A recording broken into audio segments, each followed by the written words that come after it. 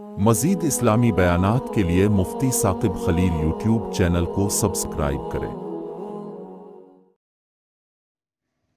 انتہائی لائق عزت تعظیم و تقریب قابل قدر حاضرین، آج کا یہ خطبہ سیرت مصطفیٰ صلی اللہ علیہ وسلم کے عنوان پر 18واں خطبہ ہے۔ اس سے پہلے آپ نے 17 خطبات کے اندر نبی پاک صلی اللہ علیہ وسلم کی سیرت کے کچھ احوال سنے ہیں، جس میں نبی پاک صلی اللہ علیہ وسلم کے آباء و اجداد سے لے کر حضور کی دعوت تک پچھلے جمعہ عرض کیا تھا۔ آج کے جمعہ میں اولین سابقین کا تذکرہ کرنا ہے۔ اللہ تبارک و تعالی حق سچ کہنے سننے ہم سب کو اللہ پاک عمل پیرا ہونے کی بھی توفیق نصیب فرماوے۔ آپ صلی اللہ علیہ وسلم نے جب دعوت کا آغاز کیا، عورتوں میں سب سے پہلے سیدہ خدیجہ الکبریٰ رضی اللہ تعالی عنہا نے کلمہ پڑھا، غلاموں میں سب سے پہلے سیدنا زید بن حارثہ رضی اللہ تعالی عنہ نے کلمہ پڑھا، بچوں میں سب سے پہلے سیدنا علی المرتضی شیر خدا رضی اللہ تعالی عنہ نے کلمہ پڑھا، جوانوں میں سب سے پہلے سیدنا ابو بکر صدیق رضی اللہ تعالی عنہ نے کلمہ پڑھا۔ نبی پاک صلی اللہ علیہ وسلم کی 4 صاحبزادیاں سیدہ زینب، سیدہ رقیہ، سیدہ ام کلثوم، سیدہ فاطمہ الزہراء رضی اللہ تعالی عنہن نے کلمہ پڑھا۔ آپ صلی اللہ تعالی علیہ وسلم کی 3 سال تک خاموش دعوت تھی۔ ان 3 سالوں میں آپ صلی اللہ علیہ وسلم دار ارقم میں ہوتے، کچھ صحابہ وہاں پر آتے حضور کریم صلی اللہ علیہ وسلم کی قدم بوسی کی خاطر۔ آپ صلی اللہ علیہ وسلم کچھ صحابہ کے پاس تنہائیوں میں خود چل کے دعوت دیتے۔ آپ صلی اللہ علیہ وسلم اپنی عبادت بھی اس وقت چھپ چھپ کے کیا کرتے تھے، کبھی پہاڑوں کے اندر، وادیوں کے اندر، گھاٹیوں کے اندر آپ صلی اللہ علیہ وسلم نماز پڑھتے، جو نماز اور وضو سیدنا جبریل امین نے آپ کو سکھلایا تھا، اور حضور کی نماز ایسی تھی، حضور کا وضو ایسا تھا۔ یہ ایک مستقل موضوع ہے کہ حضور کی وضو اور نماز کی برکت سے اللہ نے کتنے لوگوں کو کلمے کی توفیق نصیب فرما دی تھی۔ حضرت علی رضی اللہ تعالی عنہ نبی پاک صلی اللہ تعالی علیہ وسلم ایک گھاٹی کے اندر نماز پڑھ رہے تھے، اور ارد گرد کھجوروں کے درخت تھے۔ اتنے میں خواجہ ابو طالب کا گزر ہوا، ان کے ساتھ حضرت جعفر بن ابی طالب رضی اللہ تعالی عنہ بھی تھے۔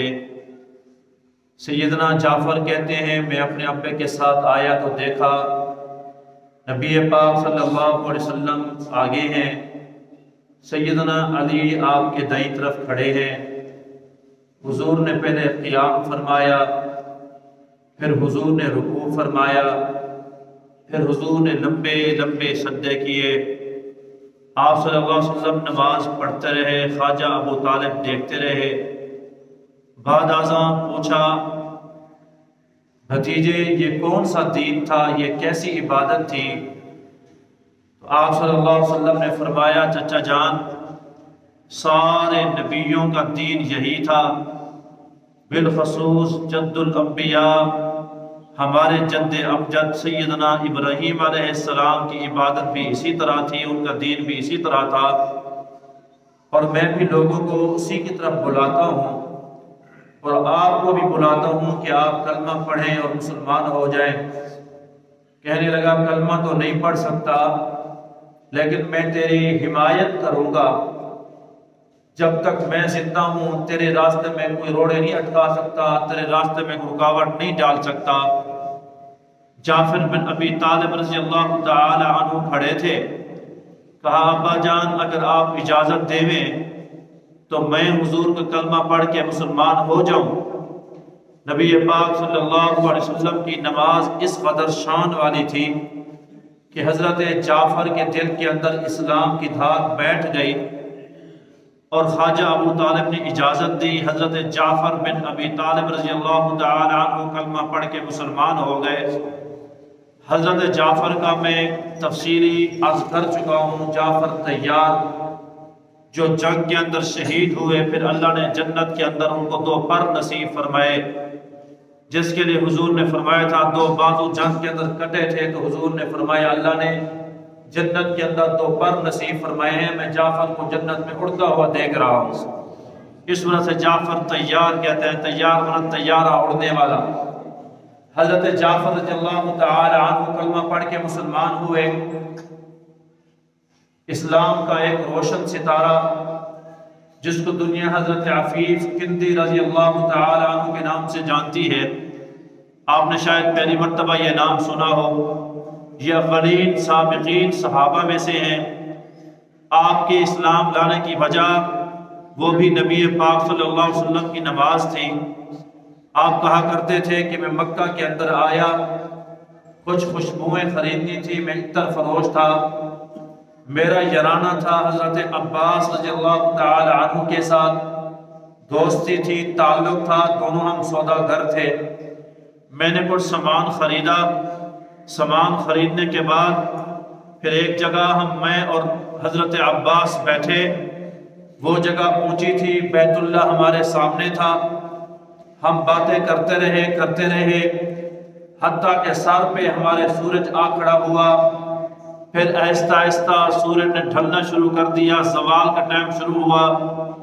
جب سورج ڈھلنے لگا تو میں نے دیکھا کہ ایک نوجوان، حسین صورت، حسین سیرت، خوبصورت لباس، اجلا اجلا لباس، گھڑی مبارک لحیہ داڑھی اور چہرے کے پیشانی سے نور نبوت چمکتا ہوا، وہ آیا اور اس نے بڑے عمدہ طریقے کے ساتھ وضو فرمایا، ہاتھ دھوئے، کلی کی، ناک میں پانی ڈالا۔ ہاتھ دھونا سنت ہے، کلی کرنا سنت ہے، ناک میں پانی ڈالنا سنت ہے، چہرہ دھونا فرض ہے۔ چہرے دھونے کا اللہ نے قرآن میں حکم فرمایا، اذا قمتم الى الصلاة فاغسلوا وجوہکم، لفظ امر ہے، اور امر کی تعریف یہ ہے کہ ہوا قول القائل علی سبیل الاستعلاء افعل۔ کوئی بندہ اپنے آپ کو بڑا سمجھتا ہوئے جس چیز کا حکم کر دے اس کو امر کہتے ہیں۔ جب اللہ کسی چیز کا حکم کر دے تو وہ چیز فرض ہو جاتی ہے۔ چہرہ فرض ہے دھونا، کلی سنت ہے، ہاتھ سنت ہے۔ چاہیے تو یہ تھا کہ فرض پہلے ہوتا، سنت بعد میں ہوتی۔ نماز میں ہم دیکھتے ہیں تکبیر تحریمہ اللہ اکبر، یہ فرض ہے، پہلے ہے۔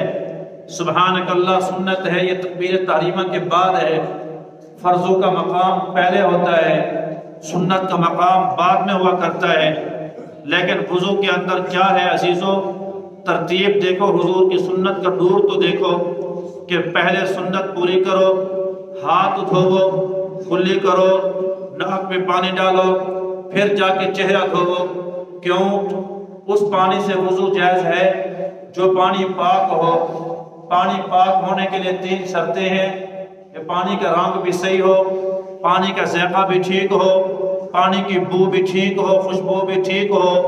3 وصفیں اگر اچھی ہیں تو یہ تینوں پائی جاتی ہیں تو پانی پاک ہوتا ہے۔ جب ہم پانی کو ہاتھ میں اٹھاتے ہیں، ہاتھ دھوتے ہیں، پانی کی رنگت کا احساس ہوتا ہے کہ پانی کا رنگ اچھا ہے، ورنہ جس چیز کے اندر پانی ہوتا ہے اسی رنگ کا نظر آتا ہے۔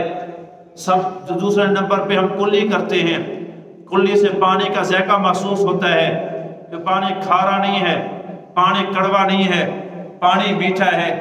تیسرے نمبر پہ ہم پانی کو ناک میں ڈالتے ہیں، اس سے پانی کی بو کا پتہ چلتا ہے، پانی خوشبودار ہے یا بدبودار ہے۔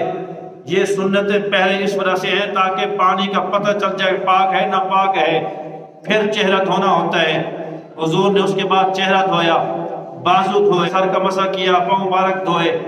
نبی پاک صلی اللہ علیہ وسلم نے پھر آپ نے 2 رکعت کی نیت کی، نماز پڑھنے کے لیے کھڑے ہوئے۔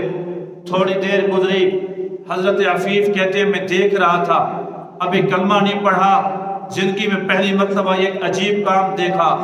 پھر سیدنا علی المرتضیٰ شیر خدا رضی اللہ تعالیٰ عنہ تشریف لائے۔ اس وقت عمر 11 سال کی تھی۔ آپ نے آ کے اسی طرح عمدہ طریقے سے وضو فرمایا۔ علی والو، حضور کریم صلی اللہ علیہ وسلم سے علی نے جو وضو سیکھا تھا وہ چہرہ پہلے دھوتا تھا، پاؤں آخر میں دھوتا تھا، لیکن آج نام علی کا لیتے ہیں، پہلے پاؤں دھوتے ہیں پھر الٹے وضو کرتے ہیں۔ قرآن کہتا ہے پہلے چہرہ دھوو، یہ الٹا کام کرتے ہیں۔ علی نے حضور کی طرح وضو فرمایا۔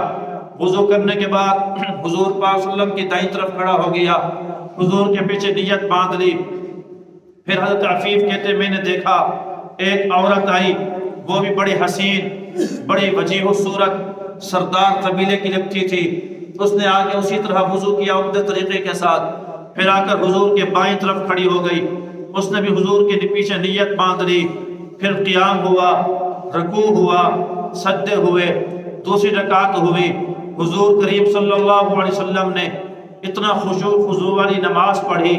میں نے کہا عباس، یہ آج میں نے عجیب کام دیکھا، انوکھا کام دیکھا، تیرے ساتھ تعلق تو پرانا ہے لیکن اس طرح کسی کو میں نے عبادت کرتے ہوئے نہیں دیکھا۔ تو کہا تم جانتے ہو یہ کون ہے نوجوان؟ کہا میں نہیں جانتا۔ کہا یہ درمیان میں کھڑا ہے، یہ میرے بھائی عبداللہ کا بیٹا ہے، اس کا نام محمد بن عبداللہ ہے۔ اب یہ اپنے آپ کو محمد الرسول اللہ صلی اللہ علیہ وسلم کہلواتا ہے اور یہ کہتا ہے کہ میں آخری نبی ہوں۔ یہ واقعہ تاریخ بخاری کے اندر موجود ہے۔ پہلا واقعہ جعفر بن ابی طالب والا، الاصابہ فی تمییز الصحابہ، علامہ ابن حجر عسقلانی کی کتاب کے اندر موجود ہے۔ کہا کہ میں نے ان کو بتایا کہ یہ نبی پاک صلی اللہ علیہ وسلم کی ذات ہیں، اور یہ حضور یہ بھی کہتے ہیں کہ ان قریب قیصر و کسریٰ، میرے ہاتھ پہ اللہ فتح نصیب فرمائے گا، قیصر و کسریٰ کو ہم فتح کریں گے، یہ سارے اسلام کے زیر ہوں گے، اسلام کے نیچے آئیں گے، ان میں اسلام کا جھنڈا لہرائے گا۔ اس سے اور حیران ہوا، لیکن نبی پاک صلی اللہ علیہ وسلم کی نماز پڑھنے کی برکت سے میرے دل کے اندر اللہ نے اسلام کی جھلک اور اسلام کی دھاک بٹھا دی۔ کچھ عرصے کے بعد مسلمان ہوا۔ بعد میں حضرت عفیف روتے تھے اور کہتے تھے کاش کہ فوراً میں مسلمان ہو جاتا، اس وقت مسلمان ہوتا تو میرا نمبر 4 نمبر پہ ہوتا، لیکن میرا نمبر 25 نمبر پہ آیا۔ 25 مسلمانوں کے بعد حضرت عفیف مسلمان ہوئے۔ یہ واقعات بتانے کا مقصد یہ تھا کہ پاک پیغمبر کے وضو کا طریقہ اتنا عمدہ ہوتا تھا، پاک پیغمبر کے صحابہ کی نماز کا طریقہ اتنا عمدہ ہوتا تھا کہ لوگ حضور کی نماز کو دیکھ کر کلمہ پڑھتے تھے۔ حضور صحابہ جب جنگوں پہ جاتے تھے، دشمنوں کو قید کرتے تھے تو آ کر مسجد نبوی کے ستونوں کے ساتھ باندھ دیتے تھے، کوئی دعوت نہیں ہوتی تھی کہ صحابہ کو نماز پڑھتے دیکھتے، خشوع خضوع دیکھتے، وہ دشمن فوراً کلمہ پڑھ کے مسلمان ہو جاتے تھے۔ عزیزوں، ان کی نماز تو ایسی ہو کہ دشمن کلمہ پڑھ کے مسلمان ہو۔ ہم اپنی نماز پہ غور کریں کہ ہماری نماز کیسی ہے، کہ ہم اپنی نمازوں کے اندر دکان کے حساب کرتے ہیں، مکان کے حساب کرتے ہیں، زمین کے حساب کرتے ہیں، یہ نماز میں خشوع خضوع ہوتا ہے؟ کیا کبھی ہماری نماز سے بھی کوئی کافر متاثر ہوا؟ کوئی ہماری نماز سے غیر مسلم متاثر ہوا؟ متاثر ہونا تو دور کی بات ہے۔ آج مسلمانوں کا معیار اتنا گر گیا، معاملات کے اندر، معاشرت کے اندر، دین کے اندر سب سے ہم پیچھے چلے گئے ہیں۔ دعوت والے لوگ جاتے ہیں، دعوت تبلیغ والے بڑی مشکل سے لوگوں کو جا کر کلمے کی دعوت دیتے ہیں، لوگوں کو کلمہ پڑھاتے ہیں، مسلمان کرتے ہیں۔ لوگ وہاں سے آتے ہیں، کراچی ایئرپورٹ پہ اترتے ہیں۔ ایک آدمی ایئرپورٹ پہ اترا، پانی پینے کے لیے گیا، جب وہاں پانی پینے کے لیے مشین پہ رکا تو گلاس اٹھانے لگا تو زنجیر باندھی ہوئی تھی۔ کہا بھائی سنت طریقہ تم بتاتے ہو، دائیں ہاتھ میں گلاس پکڑنا ہے، سنت طریقہ تم بتاتے ہو، پانی کو بیٹھ کر پینا ہے، سنت طریقہ تم بتاتے ہو، پانی دیکھ کر پینا ہے، سنت طریقہ تم بتاتے ہو، بسم اللہ پڑھ کے پینا ہے، سنت طریقہ تم بتاتے ہو، 3 سانسوں کے اندر پینا ہے، سنت طریقہ تم بتاتے ہو، آخر میں الحمدللہ کہنا ہے۔ اب میں بیٹھوں کیسے، زنجیر چھوٹی ہے، اب میں نیچے بیٹھ نہیں سکتا، کھڑے ہو کے پینا پڑے گا، یہ کیوں لوگوں نے اس کو باندھ رکھا ہے؟ تو کسی نے جواب دیا کہ جو لوگ آتے ہیں اور آ کر پانی پیتے ہیں، پانی پی کے پھر گلاس جیب میں ڈال لیتے ہیں، چرا کے لے جاتے ہیں۔ آج لوگ آتے ہیں، نماز پڑھتے ہیں، اسی مسجد کے پنکھے کھول کے نکل جاتے ہیں، نماز پڑھتے ہیں، اسی مسجد کی ٹوٹیں کھولتے ہیں، نکل جاتے ہیں۔ یہ پچھلے دنوں ہماری یہ سپلائی موٹر چلتی ہے، لوگ نماز پڑھتے ہیں، وضو کرتے ہیں، ایک مسلمان آیا، سپلائی اٹھائی اور نکل گیا، گورنمنٹ کے اندر یو پی ایس پوری بیٹریوں سمیت تالے توڑے، اور مسلمان نماز کے بہانے سب کچھ اٹھا کے لے گئے۔ یہ ہم مسلمانوں کا دین رہ گیا۔ تو وہ انگریز جو نیا نیا مسلمان ہو کے آیا تھا، کہا جس تہذیب کو تھوک کے میں آیا تھا، مسلمان تو اسی تہذیب کو چاٹ رہے ہیں، کیا کروں گا ایسے دین کو جو لوگوں کو گلاس کی سلیقہ نہیں سکھاتا۔ وہ دوبارہ کافر ہو کے پھر کفرستان کے اندر چلا گیا۔ عزیزو، اگر اس انگریز نے ہمارا گربان پکڑ لیا تو ہم اللہ کو کیا جواب دیں گے؟ رمضان شریف کے اندر ایک بندہ مسلمان ہو کے کراچی کے اندر اترا تو کیا دیکھا؟ کوئی بندہ پان چبا رہا، کوئی بندہ شربتیں پی رہا، ہوٹل کھلے ہوئے تھے، کوئی چائے پی رہا، کوئی شربت پی رہا، ہر بندہ شریعام کھاتا ہے، شریعام پیتا ہے۔ اس نے پوچھا بھئی سارے کافر ہیں؟ کہا نہیں، بھی کچھ مسلمان بھی ہیں۔ کہا یہ مسلمان سارے مریض ہیں؟ کہا نہیں، کچھ تندرست بھی ہیں۔ کہا اسلام تو کہتا ہے کافر پر روزہ نہیں، بیمار پر روزہ نہیں، مسافر پر روزہ نہیں، یہ مسافر ہیں۔ کہا نہیں، یہاں کراچی کے رہنے والے ہیں۔ کہا پھر یہ روزہ نہیں رکھتے؟ کہا بس مسلمان ہیں، روزہ نہیں رکھتے ہیں، کوئی سستی کرتے ہیں۔ کہا واہ، یہ تمہارا اسلام ہے؟ نئے مسلمانوں کو بھوک مارے، میں نیا نیا کلمہ پڑھ کے آیا، میں نے روزہ رکھا ہے، تمہارے پرانے مسلمان سیر ہو کے کھاتے ہیں، تمہارا کیسا اسلام پرانے مسلمانوں کو کھلائے، نئے مسلمانوں کو بھوکا رکھے؟ اس بات پر وہ کافر ہو کے چلا گیا۔ او عزیزو، یہ مسلمان کا معیار نہیں تھا، مسلمان کا معیار نہیں تھا، مسلمان کا معیار یہ تھا جس کے وضو سے اسلام کی دعوت پھیلے، جس کی نماز سے اسلام کی دعوت پھیلے، جس کے بول سے اسلام کی دعوت کی خوشبو پھیلے، جس کے معاملات سے اسلام کی دعوت کی خوشبو پھیلے۔ میں کئی مرتبہ سنا چکا ہوں، مولانا مظفر حسین کاندھلوی کاندھلا شہر کے اندر ایک پلاٹ پہ بہت بڑا جھگڑا تھا۔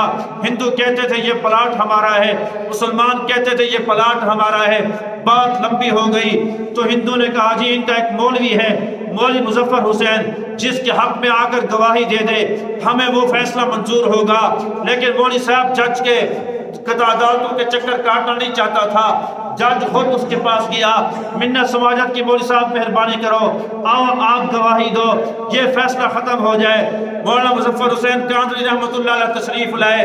عدالت کے بہر ہجوم تھا، کافر بھی اکٹھے تھے، ہندو بھی اکٹھے تھے، مسلمان بھی اکٹھے تھے۔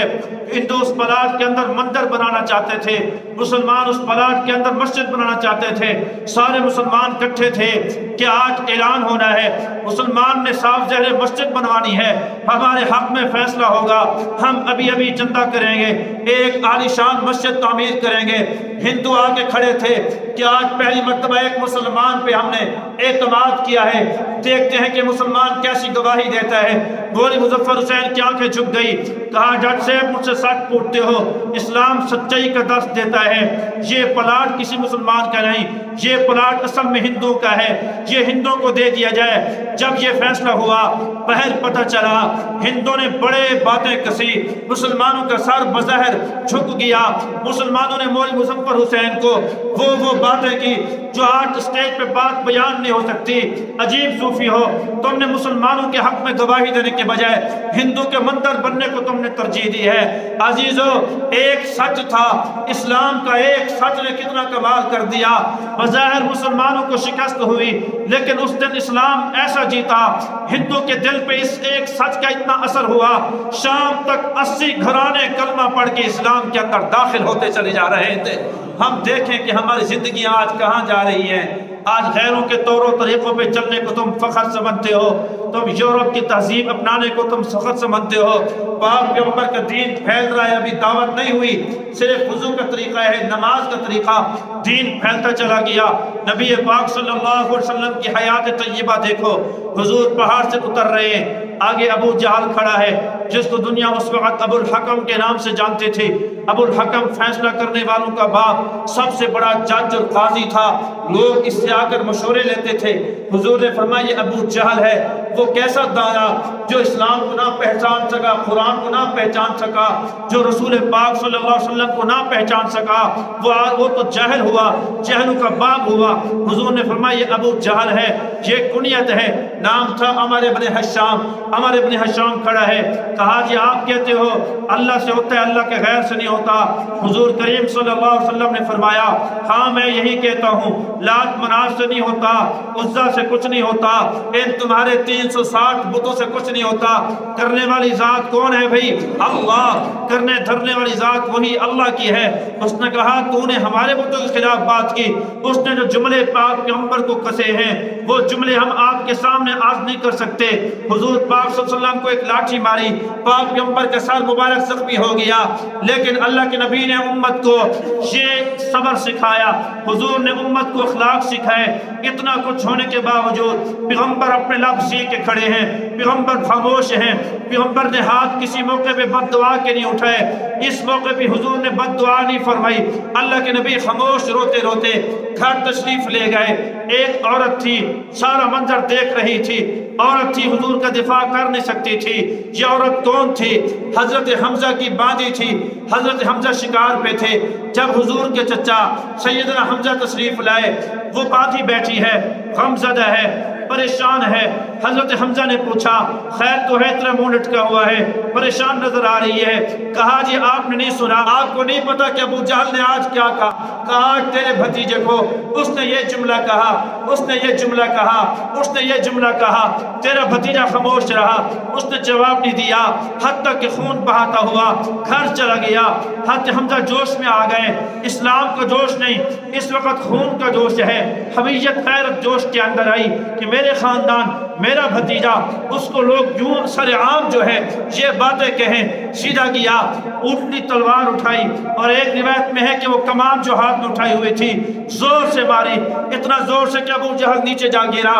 بنو مخزوم کے لوگ اکٹھے ہوئے، قریش کی ایک شاخ ہے بنی مخزوم، یہ بنی مخزوم کا بندہ ہے ابو جہل، اس کے اکٹھے ہو کر بندے آنے لگے کہ حضرت حمزہ سے لڑیں گے۔ اس نے کہا ابھی رک جاؤ، حضرت حمزہ کا خاندان بڑا خاندان ہے، ان کا قبیلہ بڑا قبیلہ ہے، کہیں ایسا نہ ہو کہ جنگ چھڑ جائے، میں نے اس کے بھتیجے کو مارا، اس نے بدلہ لیا، بات یہیں پہ ختم کر دو۔ سیدنا حمزہ حضور کا پیچھا کرتے کرتے حضور کے پاس تشریف لے گئے۔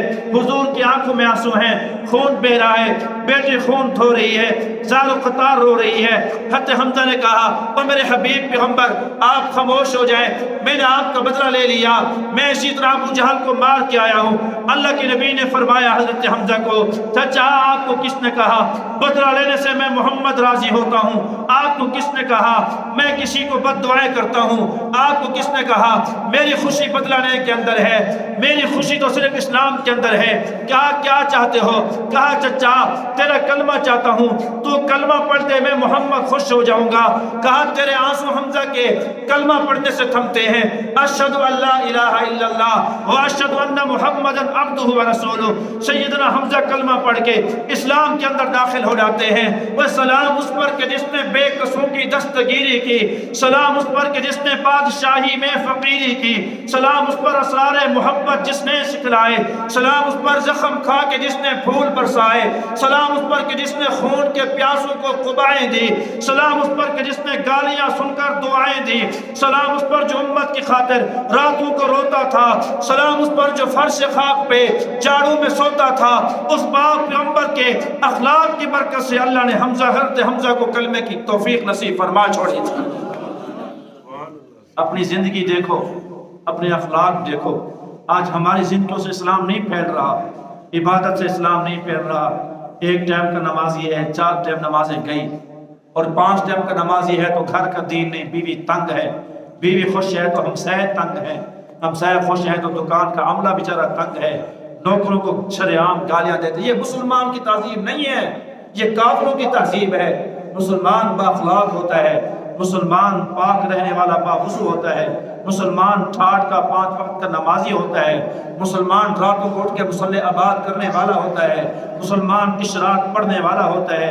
وہ لوگ کامیاب تھے جب وہ لوگ مزدوری کے لیے محنت کے لیے باہر نکلتے تھے تو ان کی بیویاں مصلی پہ بیٹھتی تھی، اشراق پڑھتی تھی، 2 رکعت پڑھ کے دعا کرتی تھی، اللہ میرا خاوند گیا ہے، گرمی کا موسم ہے، مزدوری کی خاطر چھوٹے چھوٹے بچے ہیں، تیرے در پہ ہاتھ اٹھایا ہے، میرے خاوند کو حلال کا رزق نصیب فرمانا۔ ان کی دعاؤں کی برکت سے اللہ ان کو رزق حلال نصیب کیا کرتا تھا۔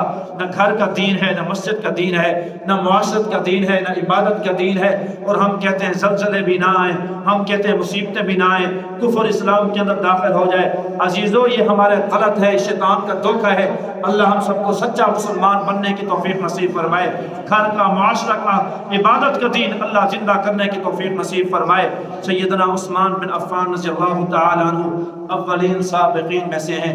ان کی خالہ تھی، ان کی خالہ نے حضرت سعدہ ان کا نام تھا، کیا اشعار پڑھے جس کی وجہ سے عثمان کے دل پہ اسلام گھر کر گیا۔ حضرت ابو بکر صدیق کے پاس گئے اور حضور نے کیسی دعوت دی۔ حضرت عثمان کی کہانی اگلے جمعہ چھیڑیں گے۔ اللہ پاک جو کچھ کہا سنا گیا ہم سب کو عمل پیرا ہونے کی توفیق نصیب فرمائے۔ آخر دعوانا الحمدللہ رب العالمین۔